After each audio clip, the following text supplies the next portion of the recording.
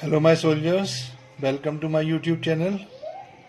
आज हम लोग बात करेंगे कुछ फंक्शंस के कंसेप्ट पर, जो बेसिक चीज़ें होती हैं। जैसे कि अगर मैं मान के चलूँ कि एक फंक्शन मैंने एक मैपिंग को डिफाइन किया, f such that x to y. Chapter को मैं कवर कर रहा हूँ, आज थोड़ा सा फंक्शन के बारे में बात करेंगे, कुछ बेसिक चीज़ें। तो अगर मैंने बात की कि फंक्शन में अगर मैंने एक मैपिंग डिफाइन की, F such that F is a rule. Rule means जो एसोसिएट करता है, जो हम लोगों को एसोसिएट करता है, जोड़ता है। तो ये रूल है। X to y means x से वाई में कोई फंक्शन मैपिंग डिफाइन है। इसे रूप में फंक्शन भी बोलते हैं, इसे मैपिंग भी बोलते हैं। तो एक्स जो फर्स्ट होता है इसे बोलते हैं हम लोग डोमेन, डोमेन ऑफ फंक्शन। और जो सेकंड है इसे हम लोग बोलते हैं कोडोमेन।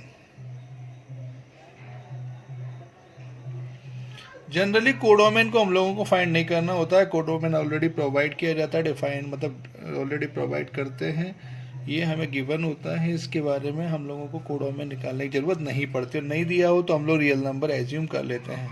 लेकिन domain means the input, domain means the set of values of x at which the function is well defined। कल मैंने थोड़ी डोमेन के बारे में बात की थी। तो फंक्शन इज वेल डिफाइंड होना चाहिए। वेल डिफाइंड का मतलब क्या होता है? फंक्शन में अगर कोई भी function P x upon Q x form का है, यानी रैशनल फंक्शन है, तो यहाँ पर क्यू एक्स मस्ट भी नॉन जीरो होना चाहिए, क्योंकि अगर क्यू एक्स जीरो हो गया तो डिफाइन ही नहीं होगा। कोई भी फंक्शन अगर अंडर रूट में लिखा हुआ है तो f x must be greater than equal to zero होना चाहिए। वेल डिफाइंड का मतलब कुछ बेसिक चीज़ें बता रहा हूँ। और अगर जैसे मान लें लॉग में एफ एक्स लिखा हुआ है, then f x must be greater than zero होना चाहिए। तो ये कुछ बेसिक रिक्वायरमेंट होती है फंक्शन को डिफाइन होने के लिए, डोमेन को डिफाइन होने के लिए। यानी set of values of x, यानी एक्स जो होता है जो हम गिवन करते हैं। जैसे फंक्शन को भी मान लूँ मैं, अगर कोई एक रिलेशन मानूँ f x equals to 2x plus 1, then यहाँ पे इंडिपेंडेंट टर्म कौन है? एक्स। डिपेंडेंट कौन है? एफ एक्स, जिसको हम लोग वाई भी बोलते हैं। एफ एक्स को हम लोग वाई भी बोल सकते हैं। तो एक्स जो इनपुट है उसको हम लोग बोलते हैं डोमेन, जो आउटपुट है उसको हम लोग बोलते हैं रेंज। तो ये बेसिक चीज होती है कि जो इनपुट, डोमेन, सिंपल भाषा में समझे, input, domain, output, range. Range is a subset of codomain. Always ध्यान रखें, range is always a codomain, range is always a subset of codomain. तो मैंने कल बताया था डोमेन के बारे में, डोमेन को फाइंड करने के तरीका थोड़े कुछ बताए थे, रूल्स, और कुछ सबसे इम्पोर्टेंट जो चीज़ मैंने बताई थी कल, जो वेरीफाई करना डोमेन को, तो ये बहुत अच्छे से करना है तुम लोगों को। तो डोमेन, और दूसरा जो चीज़ आती है जिसे हम लोग बोलते हैं रेंज। अब रेंज क्या होता है? कोडोमेन का ही सबसेट होता है। तो range is a subset of codomain. ये कोडोमेन का सबसेट होता है। मीन्स जो हम लोग ये एक्स इनपुट देते हैं तो हमें जो आउटपुट मिलेगा उसे हम लोग क्या बोलेंगे? रेंज। तो ये जो बेसिक चीज़ है इसे हम लोग बोलते हैं रेंज। रेंज क्या है? वाई। सिंपल भाषा में समझे तो रेंज बोलते हैं वाई को, और एक्स को बोलते हैं डोमेन। तो यहाँ पर डोमेन के बारे में थोड़ा सा कल मैंने बात की थी, आज हम लोग थोड़ा सा रेंज के बारे में ही बात करेंगे। एक चीज़ और ध्यान रखेंगे कि फंक्शन में अगर रेंज निकालना आता है तो N2 on2 अपने आप चेक कर सकते हो। जैसे कि मैं अगर बात करूं कि वन वन फंक्शन, एक टर्म आएगी अभी, वन वन फंक्शन, कुछ बेसिक चीज़ें अभी शॉर्ट में बात कर रहा हूं मैं। वन वन फंक्शन को हम लोग इंजेक्टिव भी बोलते हैं। दूसरा होता है ऑन टू फंक्शन, जिसे हम लोग सर्जेक्टिव बोलते हैं। तीसरी टर्म जो आती है, जो यूज होगी 1 एन ऑन टू फंक्शन, इसे हम लोग बोलते हैं बाई। बाई मतलब दो, तो बाईजेक्टिव फंक्शन।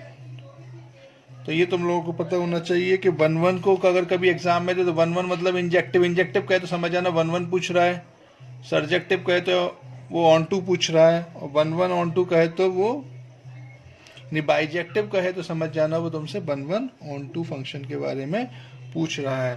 तो तुम लोग याद रखोगे। एक चीज और ध्यान रखना है, जो मैंने, ये तो बेसिक चीज है जो तुम लोगों को पता होनी चाहिए। एक चीज और जो मैंने कहा, range is a subset of code. मैंने इससे अच्छी डेफिनेशन क्या है, number set of number of values, मतलब set of values means input means range, बस इनपुट मीन्स डोमेन, और आउटपुट, आउटपुट मीन्स इसे बोलते हैं रेंज।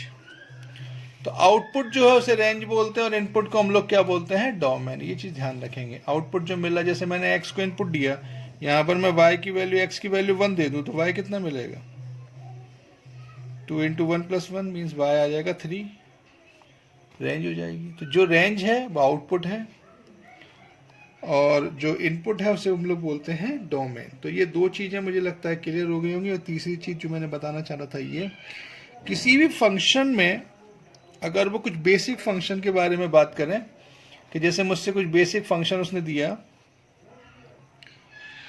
कुछ स्टैंडर्ड फंक्शन में यूज कर रहा हूं, इनके डोमेन और रेंज के बारे में बात करेंगे। कुछ स्टैंडर्ड फंक्शन है जिनके डोमेन और रेंज के बारे में हम लोग बात करेंगे, जो डायरेक्ट तुम लोगों को पता होने चाहिए। जैसे मैंने एक फंक्शन लिया y = सपोज करें ax + b। अब ये जनरल लीनियर फंक्शन है,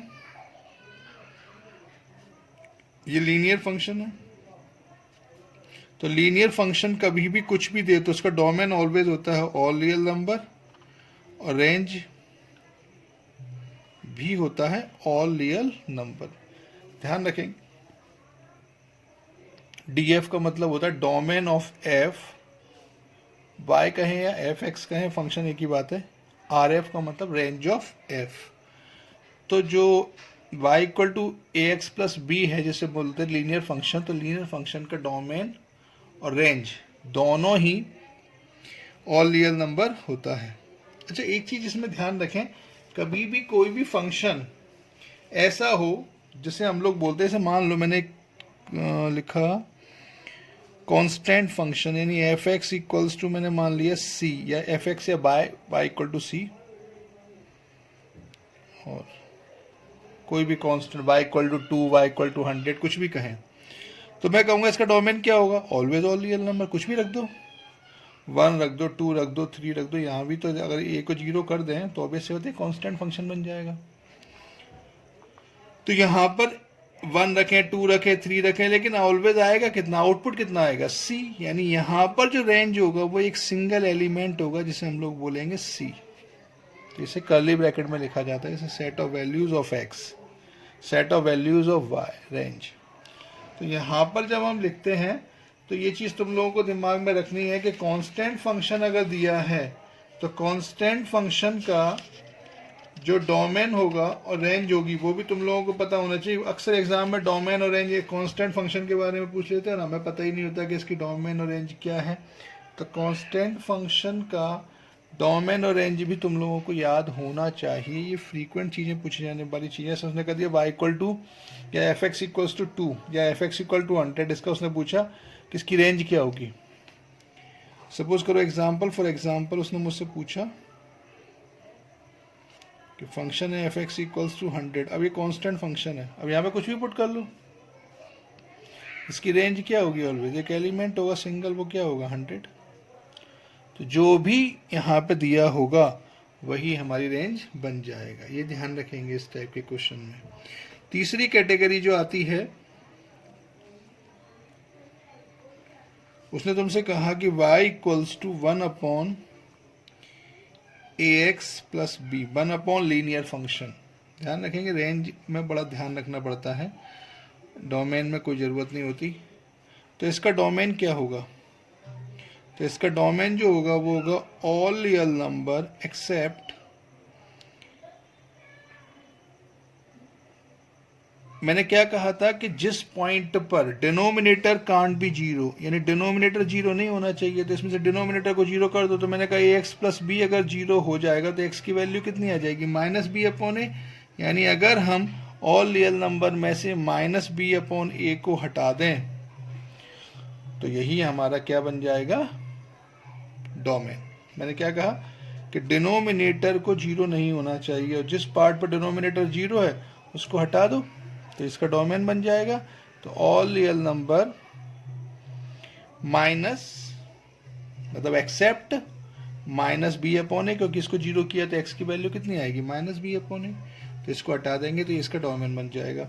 इसकी रेंज निकालने का तरीका, इसकी रेंज जो होगी वो all real number except zero होगी, और मैं इसको बताऊंगा कैसे निकालना सिखाएंगे। वही मैं सिखाता हूँ तुम लोगों को। रेंज को निकालने में कुछ खास नहीं होता, वाई और एक्स की जगह रिप्लेस कर दो तो उससे बहुत आसान तरीका, एक जनरल तरीका समझाना चाह रहा हूँ, डायरेक्ट याद नहीं, अभी तो तुम लोग डायरेक्ट याद कर सकते हो। ठीक है, चलो नेक्स्ट में हम लोग क्या करेंगे? फोर्थ जो आएगा,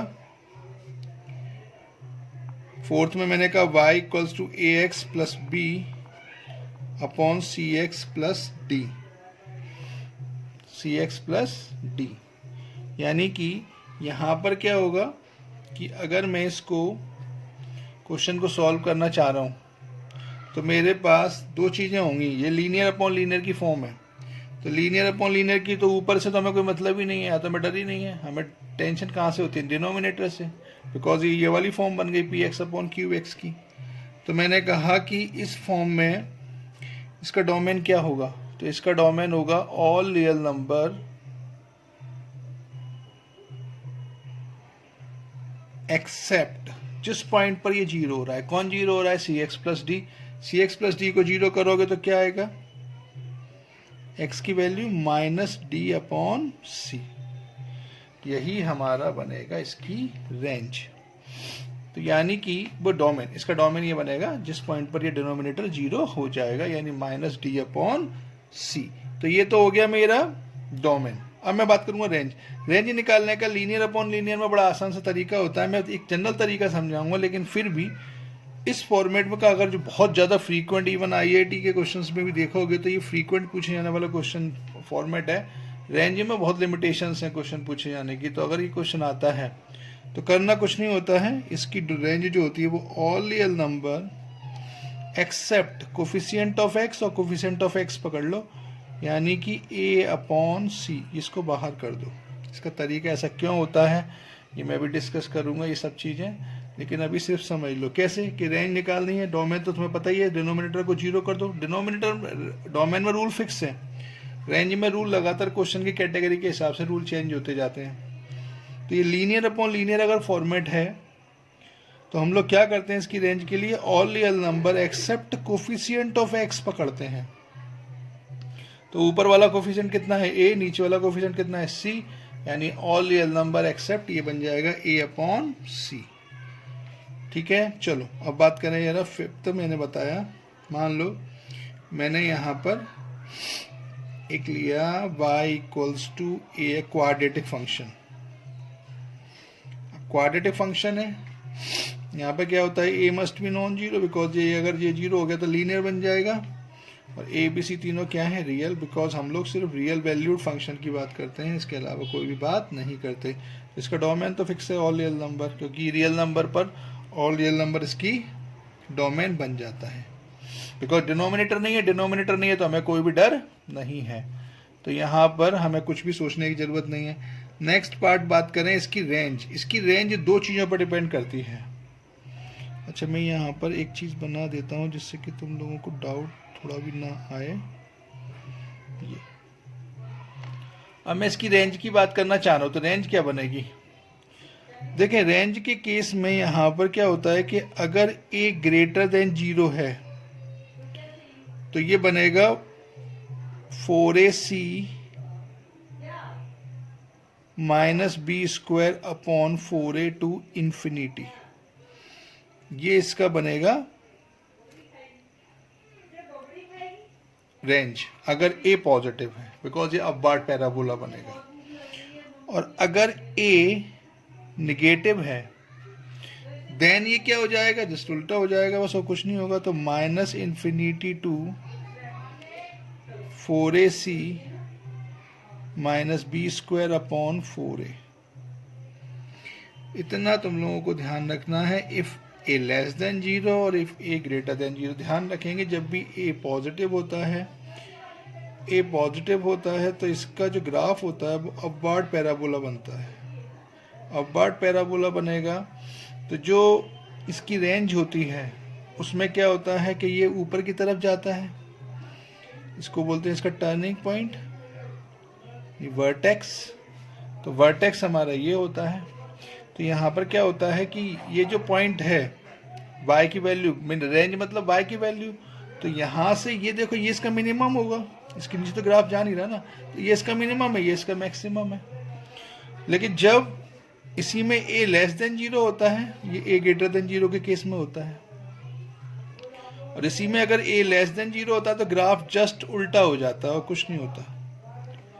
अब ये मेरा मिनिमम है, मतलब ये मेरा मैक्सिमम है और ये मेरा मिनिमम है, यानी ये बन जाएगा minus infinity to 4ac minus b square upon 4a। अब ये मैक्सिमम हो जाएगा, ये मेरा मिनिमम है। तो इस चीज़ पर फोकस करना है तुम लोगों को, ये डायरेक्ट याद होने चाहिए, फ्रीक्वेंट एग्जाम में काम आने वाली चीज़ें मैं समझा रहा हूँ आज। तो ये फ्रीक्वेंट काम आएगी, एक बार देख लेना, समझ में नहीं आई हो तो एक बार फिर से देखना उसको, एक बार रिवाइज करना ढंग से।